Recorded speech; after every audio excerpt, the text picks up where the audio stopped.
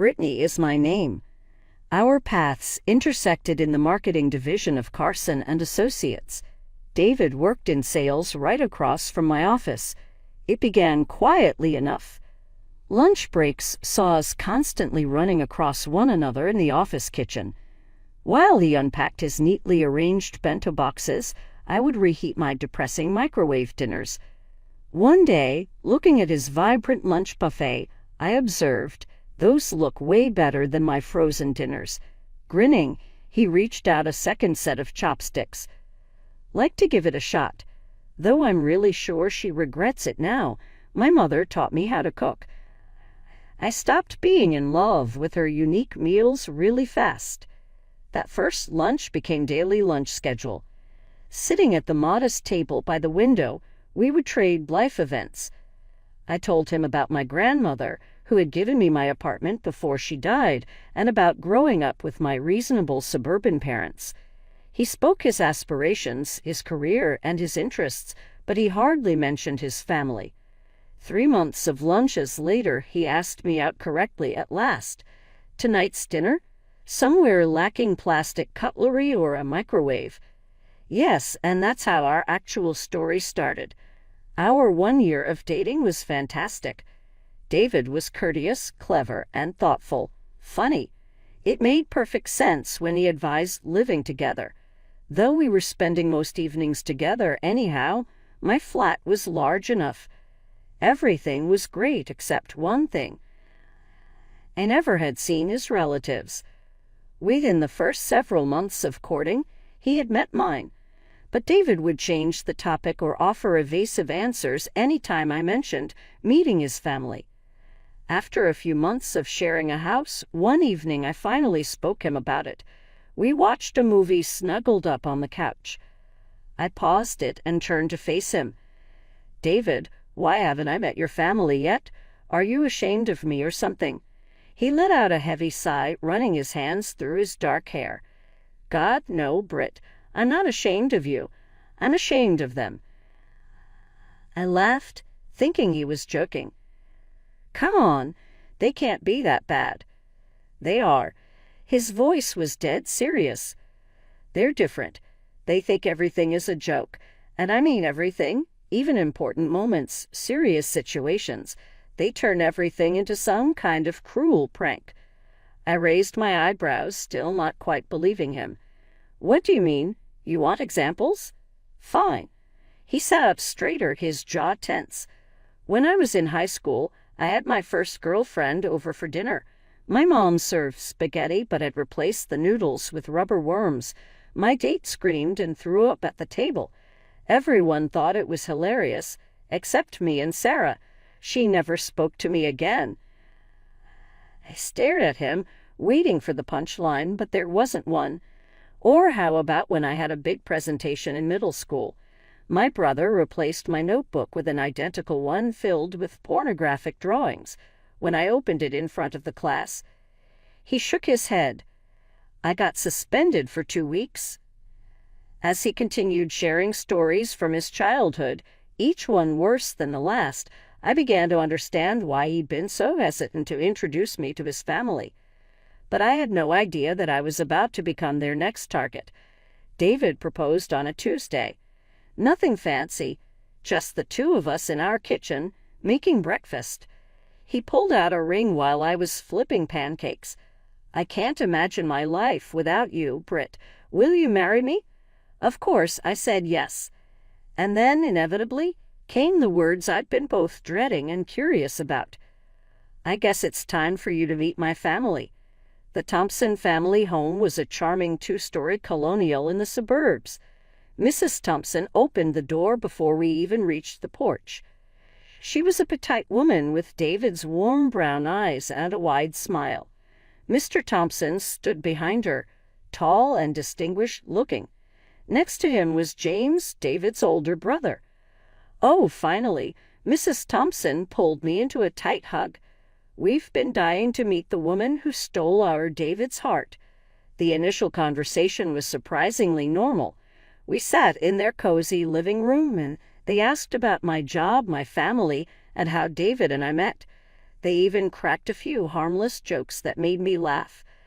I started to relax, thinking David had exaggerated their pranking tendencies, but I caught him watching his family warily, like someone waiting for a bomb to explode. I thought he was being paranoid. "I'll get us some tea," Mrs. Thompson announced cheerfully. "Brittany, dear, how do you take yours?" "Just a splash of milk, please." When she returned with the tea tray, everyone was still chatting pleasantly. I took a big sip of my tea and immediately regretted it. My mouth exploded with salt and pepper, so much pepper it felt like I'd swallowed fire. I spat the tea back into the cup, but it was too late. My throat was burning. Tears streamed down my face as I coughed and gasped. The Thompsons burst into laughter. "Welcome to the family," James hooted. "Better get used to it. We love our little jokes. That's how we show love here," Mr. Thompson added, wiping tears of laughter from his eyes. I ran to the kitchen, desperately searching for water. I found a glass, filled it with ice and water, and drank in huge gulps. The pepper had made my nose run, and I could feel my carefully applied makeup streaming down my face along with my tears. From the living room, I could hear David's angry whispers. "What is wrong with you people? This isn't funny. She's going to be my wife." "Oh, lighten up," James replied. "It's just a joke." When I walked back into the living room, my face a mess of running mascara and smeared foundation, they took one look at me and started laughing again. "Look, she looks like a panda," James pointed at me, doubling over with laughter. That was the last straw for David. He jumped to his feet, his face red with anger. "You're all jerks. This is exactly why I didn't want to bring her here." He grabbed my hand and pulled me toward the door. In the car, David apologized over and over. Just hugged him, my face still burning from the pepper and humiliation. As we drove home, I realized David hadn't been exaggerating about his family at all. He'd been warning me. Planning a wedding is stressful enough without having to worry about your future in-laws turning it into a practical joke playground. David and I spent weeks debating whether to invite his family at all. "We have to invite them," David finally said one night while we were addressing invitations. "They're still my parents, and no matter how much I hate their pranking, I'd regret not having them there." He called them the next day, putting the phone on speaker so I could hear. "Mom, Dad, listen carefully." His voice was stern. "You can come to the wedding, but I need your word. No pranks. This is the most important day of our lives, not a circus." "Of course, sweetheart," his mother chirped. "We'll behave, I promise." The day of the wedding started perfectly. The ceremony was beautiful. During the reception, everything was going smoothly. David's family was actually behaving themselves, though I noticed David watching them like a hawk. Then came time for the cake cutting. Our cake was gorgeous, 4 tiers of white fondant with delicate sugar flowers cascading down the sides. But something was off. There were candles on it. Lit candles.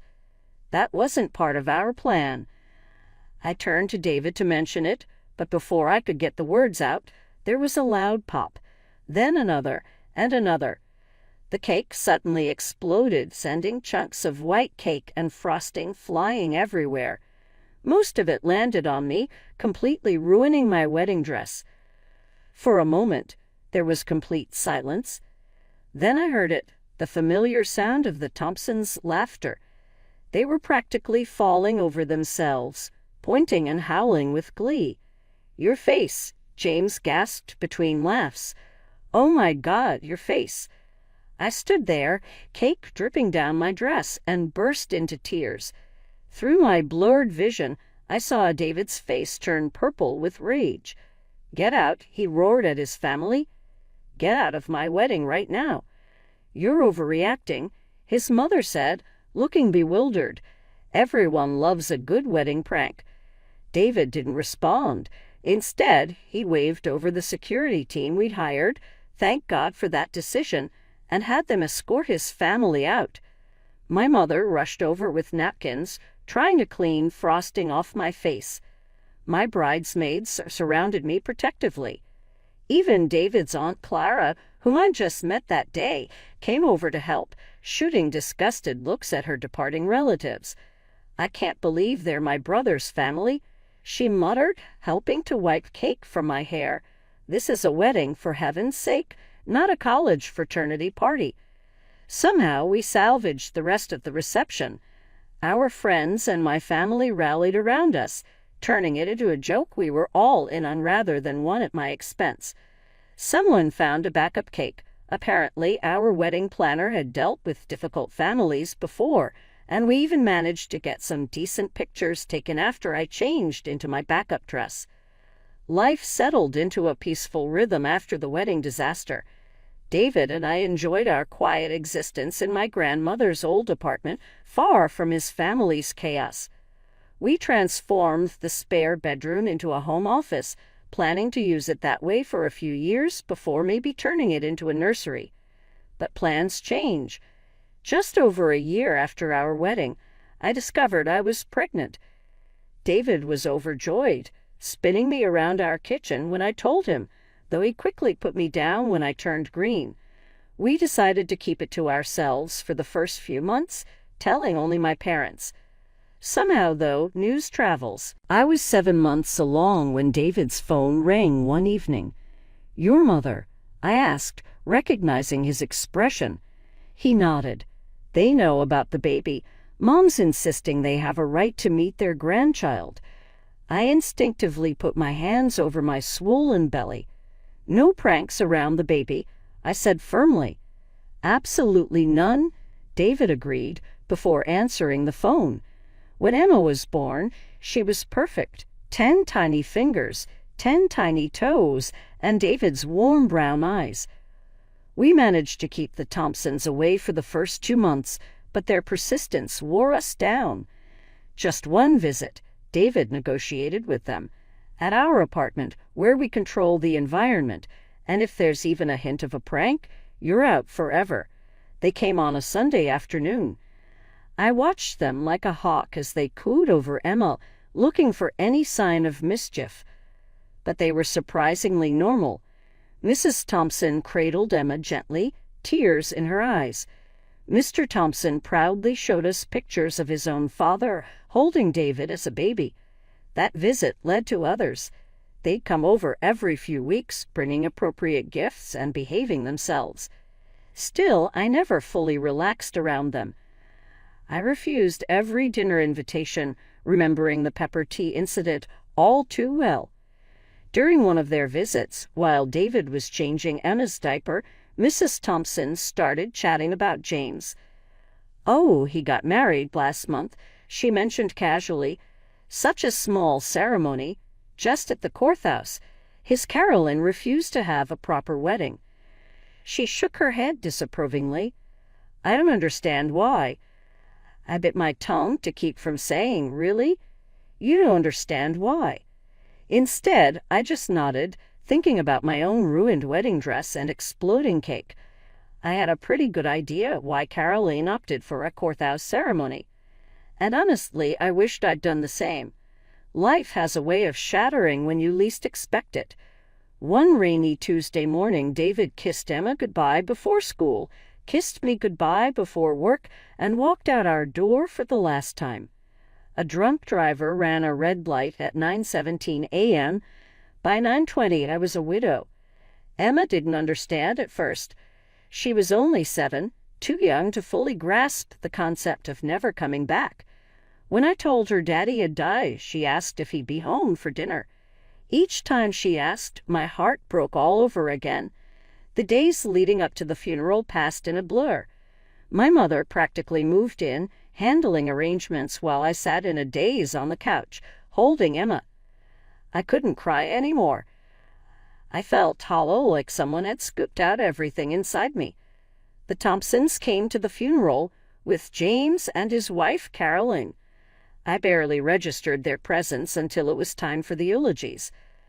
I'd already spoken, sharing memories of David as a husband and father, His kindness, his gentle humor, how he taught Emma to ride her bike just last month.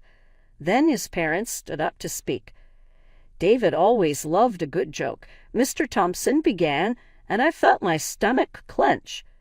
Remember when he was 5 and we convinced him his teddy bear had come alive and eaten all his Halloween candy? Mrs. Thompson chimed in with a laugh. Or that time in college when we sent him a fake acceptance letter to medical school, even though he never applied. His face was priceless. The church was silent. No one laughed. I looked around and saw faces twisted in disbelief and second-hand embarrassment. Emma clutched my hand, confused. And now he's up there, Mr. Thompson continued, grinning, probably planning the ultimate prank on Street Peter. I felt something snap inside me. My whole body started shaking with rage. Emma must have felt it because she looked up at me with worried eyes. After the service, while people were gathering for the reception, I approached the Thompsons. My voice was quiet, but sharp enough to cut glass. "How dare you?" I hissed. "How dare you turn my husband's funeral into a joke?" "Oh, Brittany," Mrs. Thompson reached for my arm. David would have appreciated the humor. He always did. I jerked away from her touch. "No," he tolerated it. "What you do is cruel and thoughtless. I never want to see any of you again. You're not welcome in our lives anymore." "But we're family," Mrs. Thompson protested, finally looking concerned. "No," I said firmly. "Family doesn't humiliate each other. Family doesn't ruin weddings or mock funerals. We're done." I turned and walked away, leaving them standing there, probably still wondering what they'd done wrong.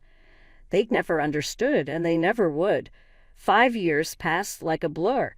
Emma grew from a grieving 7-year-old into a thoughtful 12-year-old who had her father's kind eyes and gentle spirit.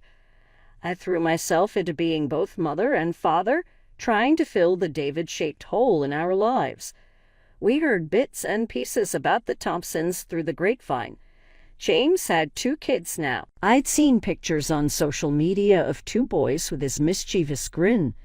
I always quickly scrolled past, determined to keep that chapter of our lives firmly closed. Sometimes Emma would ask about them, especially around holidays or when her friends talked about their grandparents.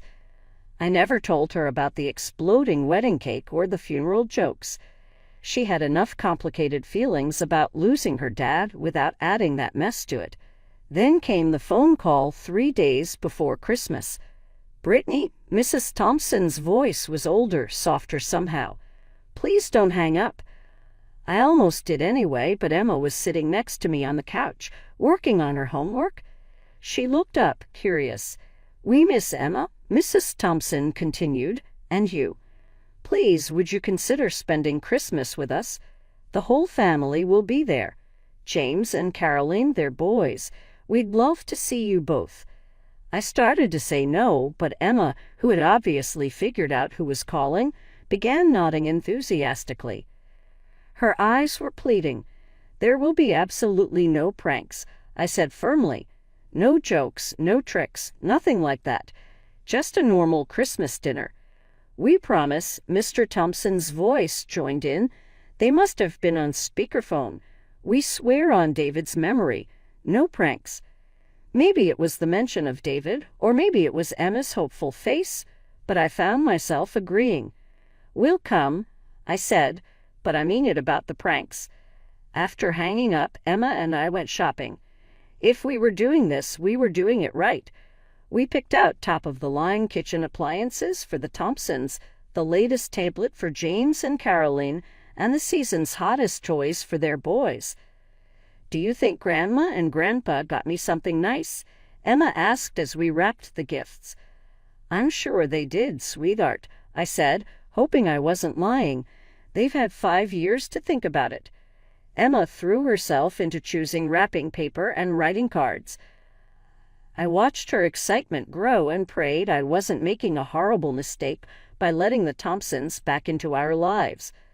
The Thompson house looked exactly the same as I remembered it, decorated with twinkling Christmas lights and a wreath on the door. Emma squeezed my hand as we walked up the path, our arms full of carefully wrapped presents. James and his family were already there when we arrived.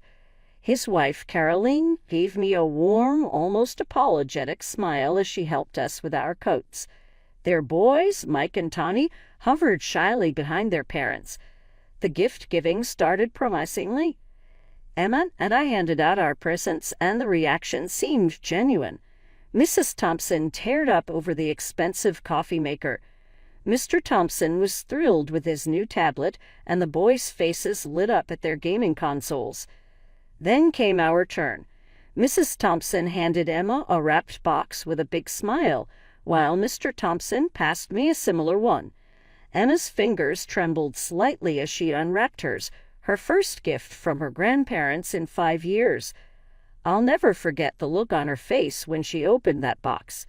Inside was a plastic toy designed to look like dog poop, along with some clearly marked down items from a clearance bin. Emma's lower lip quivered as she stared at the contents. The laughter started immediately. Mr. Thompson and James were practically howling, and even the boys joined in, pointing at Emma's face. "Oh my God, look at them!" James gasped between laughs. Their expressions are priceless. My own box contained similar junk, expired candy and items with clearance stickers still attached. "That's enough," I said, my voice deadly quiet.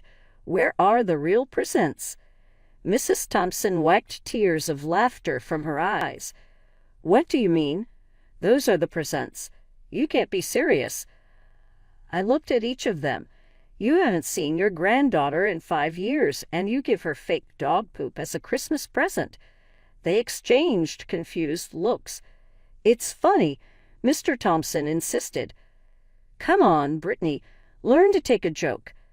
I watched a tear roll down Emma's cheek, and something snapped inside me. Without a word, I stood up and walked over to Mike and Tani. "I'm sorry, boys," I said, taking back the gaming consoles, "but these are going back to the store." "Mom," they wailed as I moved on to James and Caroline, collecting the tablet and other gifts. "Brittany, this is cruel," Mrs. Thompson protested as I took back their presents, too. "Cruel?" I turned on her. "You gave a 12-year-old girl who lost her father fake dog poop for Christmas, and you're calling me cruel." "It was just a joke," James started, but I cut him off. "We're leaving. Emma, get your coat." The drive home was quiet. Emma stared out the window, clutching her empty gift bag. "I'm sorry, sweetheart," I finally said. "I really thought they changed." "It's okay, Mom," she replied softly. "Can we watch Christmas movies and make hot chocolate when we get home?" "Of course we can. We'll have our own Christmas, just us two." And that's exactly what we did. We spent the rest of Christmas Day in our pajamas, watching holiday movies, baking cookies, and trying to forget about the Thompsons and their idea of humor. The day after Christmas, I was scrolling through Facebook when I saw James's post. "Terrible Christmas yesterday. My sister-in-law showed her true colors, cruelly taking back Christmas presents from my crying children. Some people just don't understand family traditions and humor. My poor boys were heartbroken. Bad aunt ruined Christmas." The comments flooded in immediately. "How horrible. What kind of person takes presents from children?" "She sounds toxic." My hands were shaking as I typed my response. "Let me tell you what really happened at Christmas yesterday. You want to talk about cruel? Let me tell you about your family traditions. After 5 years of no contact, your parents gave their only granddaughter, a 12-year-old girl who lost her father, a toy that mimics dog feces as a Christmas present. They gave me clearance bin items with price tags still attached. Then they laughed at our pain. But this isn't new behavior. Let me tell you all about my wedding day, where they rigged our wedding cake to explode in my face, or about my husband's funeral, where they thought it was appropriate to turn their son's eulogy into a stand-up comedy routine about pranking him as a child. You want to talk about toxic family traditions? Let's talk. I hit post and waited. Within minutes, other relatives started chiming in. Oh God, remember Cousin Sarah's graduation? They replaced her diploma with a joke certificate during the photo op. They put laxatives in the punch at my baby shower. They ruined my son's bar mitzvah with that trick Torah scroll. The tide turned quickly. Soon, James's original post was flooded with people sharing their own stories of the Thompsons' pranks. Caroline, James's wife, even liked several of the comments. The phone calls started that evening. First, James, Brittany, I never thought about it like that. Reading everyone's stories. God, we've been awful, haven't we? Then Mr. and Mrs. Thompson. We never meant to hurt anyone, Mrs. Thompson said, her voice shaking. We thought everyone was laughing with us. We thought it was all in good fun. We've always been this way, Mr. Thompson added. It's how we show love, but maybe we've been showing it wrong. I took a deep breath. You have to understand, your pranks aren't funny. They're cruel. They hurt people. They hurt your granddaughter. We see that now, Mrs. Thompson whispered. Can you ever forgive us? I don't know, I answered honestly. I'm glad you're finally realizing how your behavior affects others, but I can't just forget everything that's happened. 2 days later, a delivery truck brought a large package. Inside was the latest iPhone, the exact one Emma had been dreaming about, along with a heartfelt letter of apology from her grandparents. Along with a note saying everyone deserves a true Christmas, I returned James's boys' game consoles. 6 months later, now, we have a wary peace. We get together sometimes for lunch or coffee at neutral venues. The Thompsons are working, very sincerely, to change. There are no more jokes now. There are no more nasty jokes. Sometimes Emma video chats with her cousins, and I have seen real regret in the eyes of my in-laws. David would be pleased with this development, I suppose. Someday he hoped his family would understand. Perhaps then they do at last.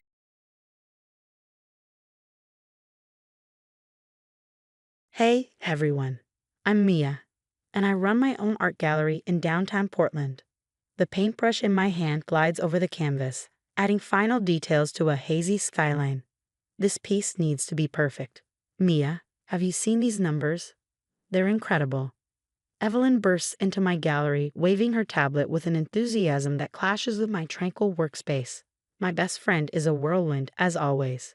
That's great, Eve, but I'm kind of in the zone right now. Earth to Mia. Evelyn plants herself squarely in front of me. The Portland Art Festival is in 2 months. Unique exposure. Before I can respond, my phone buzzes.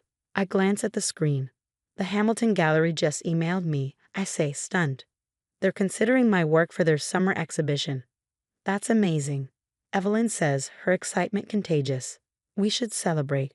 Your dad would be so. Don't, I cut her off, setting down my brush. Last time I shared good news with him, he turned it into a lecture about real jobs versus hobbies. Still at it, huh? Evelyn sighs. And your stepmom. 15 years of passive-aggressive comments. You'd think she'd run out by now. I wipe paint off my hands. Yesterday she posted photos from Nathan's graduation. Tag everyone, except me. My phone buzzes again. This time it's my mom. Hey, sweetie, she chirps. Just closed a huge deal on that waterfront property. Want to grab lunch? Can't today, Mom. I'm finishing pieces for a potential exhibition. The Hamilton Gallery. I'm so proud of you, honey, Mom says warmly. You've built something real here, despite what certain people say. Her words bring a smile to my face. Mom rebuilt her real estate career after Dad left. I learned resilience from the best. The gallery door chimes and my stepsister Andrea walks in. She looks hesitant, fidgeting with her sleeve. Hey, Mia. Place looks different. Andrea, what brings you here? Mom's planning a big dinner for Dad's birthday next week, he says. She wanted me to invite you. Really? Amelia wants me there. I raise an eyebrow. Well, Dad asked about you, and you know how Mom gets when he's disappointed. Evelyn shoots me a warning look, but I ignore it. Sure, I'll come. What time? After Andrea leaves, Evelyn shakes her head. You know that's going to be a disaster, right? Remember Thanksgiving? It's different now, I say, turning back to my canvas. I'm not that scared 15-year-old anymore. I study the painting before me, a dining table surrounded by empty chairs, shadows stretching long across the polished surface. Besides, maybe it's time to stop avoiding family dinners just because Amelia makes them uncomfortable. Your call, Evelyn says, squeezing my shoulder. But I'm keeping my phone on, just in case. The familiar driveway feels like foreign territory as I park my car. Deep breath, Mia. You can do this. Happy birthday, Dad, I say, handing him a carefully wrapped painting. Inside is a landscape of his childhood home in Maine. Look who finally showed up. Amelia's voice drips with faint sweetness. We were just about to take family photos. Perfect timing. Oh, we already have the groupings planned, she adds, flashing a tight smile. You understand. I grit my teeth as my throat tightens. I am immediate family. Well, technically, Andrea starts, but Dad interrupts. Let's eat. He avoids eye contact, as always. The dining room feels smaller than I remember. My old artwork no longer hangs on the walls, replaced by formal portraits of Amelia's perfect blended family, -1. How's your little art shop, Mia? Amelia asks, serving Dad first, of course. Gallery, I correct her, and it's doing well. Actually, I'm being considered for. Mom, show her the renovation plans. Nathan interrupts. Amelia's smile widens. Oh yes, we're finally updating the house. Starting with that old bedroom upstairs. My stomach drops. My bedroom. Well, it's been empty for years, Amelia says, her tone casual. Nathan needs a gaming room, and since you're never here. That's my childhood room, I interrupt, my voice trembling. Honey, let's be realistic, Amelia replies, her words slicing through me. You don't belong here anymore. This is our family now. The words hit like a physical blow. I glance at Dad, silently begging him to say something, anything. He stares at his plate. James, I plead, my voice cracking. Dad. He finally looks up, but his response is colder than I expect. Nothing. I mean, she's not wrong. You're basically a stranger who shows up sometimes, Nathan adds with a shrug. I stand abruptly, my chair scraping loudly against the floor. 15 years, I say, my voice shaking. 15 years I've tried to be part of this family. I've shown up for every holiday, every celebration, swallowed every backhanded compliment. Mia, you're being dramatic, Amelia starts. No, I snap, tears threatening to spill. I'm being erased, and you? I turn to Dad. You just sit there, like always. Later that night, Evelyn shows up at my apartment, armed with wine and her laptop. You okay? She asks softly. No, I admit, sinking onto the couch. But I will be. Evelyn flips open her laptop. So remember when you said Amelia seemed weirdly interested in your dad's business accounts? Yeah, I frown. Well, I did some digging. My agency handles social media for several construction companies, including your dad's competitors. Look at these contract dates. I lean in, my stomach twisting as I scan the screen. These are Dad's project bids. How did they get this information? Exactly, Evelyn says grimly. And look who accessed the system. She clicks, and there it is, Amelia's login. Downloading confidential files, Evelyn continues. Days before each lost bid, she's been sabotaging him. My hands tighten into fists. What else did you find? Evelyn's eyes narrow. Plenty. Want to see. Broken silence. Piece number 7. I step back from the canvas, hands stained with dark oils. The painting depicts a man drowning in papers while a shadowy figure pockets his wallet. Mia, your 2 o'clock collector is here, my assistant calls. Coming. I wipe my hands, catching a glimpse of Evelyn's latest marketing report on my desk. Gallery visits up 200% since the new series launched. My phone buzzes. It's Mom. You sitting down, sweetheart? Her text reads, remember that lake house property in your dad's portfolio? Amelia just listed it for sale. What? I whisper aloud. Dad loved that place. She had power of attorney, Mom explains when I call her. Apparently, James has been too busy to handle these matters. I barely have time to process this when a text from Andrea arrives. Can we talk somewhere private? An hour later, Andrea is trembling in my studio. I can't eat without her commenting on calories, she says, her voice cracking. Nathan records me at dinner and threatens to post it online if I don't cover for Mom's business meetings. Business meetings? I echo. Andrea nods. She uses Dad's office after hours. Last week, I saw her shredding documents. Nathan caught me looking. She pulls up her sleeve, revealing finger-shaped bruises. He did this? I ask, horrified. Mom said I was being dramatic when I told her, like she always does. My phone lights up with a message from Evelyn. Found something big. Check your email. Andrea, I say gently, stay here as long as you want. I need to handle something. Opening Evelyn's email, I feel my stomach churn. Screenshots of bank transfers flash across the screen, each coinciding with Dad's lost contracts, all leading to an offshore account. Evelyn explains over speakerphone, your stepmom's been busy. These contracts were worth millions. But that's not all. Remember that charity Amelia started? Evelyn says, her tone sharp as she taps on her laptop. It's a shell company. The donations straight into her personal account. My hands shake as I open another email, this one from the Hamilton Gallery. We're thrilled to feature your Silent Table series as our summer centerpiece. Success. Real success, not through lies, manipulation, or theft, but through actual work. A text from Andrea lights up my phone. Mom's looking for Dad's corporate passwords. Says it's for the audit next month. I glance at the evidence filling my laptop. Bank documents, Andrea's bruises, Nathan's threats, and Dad's distant silence. Evelyn, I say, my voice firm. Remember that marketing plan. Let's do it. But first, I forward the incriminating documents to my secure email and call Mom. Hey, those real estate records you mentioned, I need copies, especially anything with Amelia's signature on it. The lake house sale looks suspicious. Mom doesn't hesitate. I've been documenting everything. The gallery door chimes. Nathan saunters in, smirking. Nice hobby shop, he sneers. Mom wants Andrea home now. It's a gallery, I snap. And Andrea's safe here. Whatever. His grin widens. Tell her if she doesn't come home, certain videos might go viral. I think of the footage on my phone and grabbing Andrea's arm, threatening her. You know, Nathan, I say, pulling up the video. Funny you should mention videos. I have copies. Lots of copies. If anything happens to Andrea, if any video gets posted, I lean in, my voice cold. These go straight to the police. Clear? His smirk vanishes. He stumbles out, pale. Later, I step back to look at my finished painting series.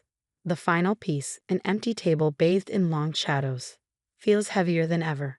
Sometimes silence speaks louder than words, and I've got a story to tell. Opening night at the Hamilton Gallery is packed. The banner reads, Silent Tables, a study in family dynamics by Mia Marshall. Critics cluster around the centerpiece, their voices full of praise. Raw yet sophisticated, one murmurs. My phone buzzes. A text from Andrea. Cops just left the house. Mom's gone. Another from Evelyn. Amelia Henderson Marshall arrested for corporate fraud. I barely have time to process it when Dad's voice sounds behind me. Mia. I turn slowly. He looks smaller than I remember. You look successful. I am successful, I reply, my voice even. No thanks to you. I never knew about the company accounts. The lake house. You never wanted to know. I cut him off. And that's different. I motion to the painting, the empty chair. That's you, Dad. Always there, but never really there. Evelyn approaches, a reporter in tow. Mia, Portland Arts Monthly wants a statement about your sold-out show. Sold out? Dad whispers. Every piece, I confirm. Turns out I'm not the only one who survived toxic family dynamics. He nods, silent. I saw the news. Amelia's arrest. Her ex-husband came forward too, said she did the same thing to his company. She's in therapy now. I say real therapy. Not the kind where she convinced Andrea she was just being dramatic. And Nathan, facing charges for harassment. Those videos he threatened Andrea with backfired spectacularly. Mom appears, champagne in hand. Darling, the curator wants to discuss your next exhibition. International venues are interested. Dad takes a step forward. Mia, please. I know I failed you. Let me try to. No, My voice is firm but calm. You have 15 years of chances. I needed a father. You chose to be a spectator. My success is mine, just like the company's ruin is yours. Evelyn calls out, "Time for your speech." I address the crowd, my voice strong. Art tells stories we can't always speak aloud. Each piece here represents a silence finally broken. Thank you all for listening. Applause erupts. Andre hugs me tightly. Thank you for everything. I smile, surrounded by genuine support, real success, and unbreakable bonds. The empty chair in my painting stares back at me, no longer an accusation, but a reminder. The best revenge is living well, creating beauty from pain, and letting karma handle the rest.